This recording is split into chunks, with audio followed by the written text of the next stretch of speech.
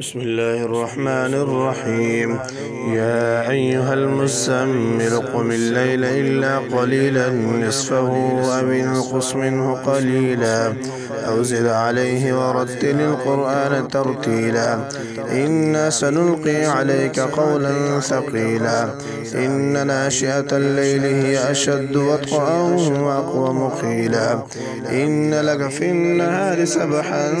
طويلا واذكر اسم ربك وتبتل إليه تبتيلا رب المشرق والمغرب لا إله إلا هو فاتخذه وكيلا واصبر على ما يقولون واهجرهم هجرا جميلا وذرني والمكذبين أولي النعمة ومهلهم قليلا إن لدينا أنكالا وجحيما وطعاما ذا غصة وعذابا أليما يوم ترجف الأرض والجبال وكانت الجبال كثيبا مهيلا إنا أرسلنا إليكم رسولا شاهدا عليكم كما أرسلنا إلى فرعون رسولا فعصى فرعون الرسول فأخذناه أخذا وبيلا فكيف تتقون إن كفرتم يوما يجعل الولدان شيبا السماء منفطر به كان وعده مفعولا إن هذه تذكرة فمن شاء اتخذ إلى ربه سبيلا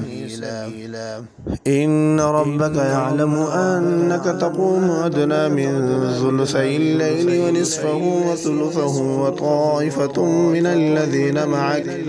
والله يقدر الليل والنهار علم أن لن تحصوه فتاب عليكم فاقرؤوا ما تيسر من القرآن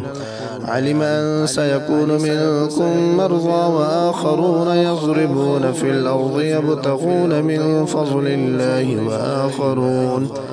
وآخرون يقاتلون في سبيل الله فاقرؤوا ما تيسر منه وأقيموا الصلاة وآتوا الزكاة وأقرضوا الله قرضا حسنا وما تقدموا لأنفسكم من خير تجدوه عند الله هو خيرا وأعظم أجرا واستغفروا الله إن الله غفور رحيم.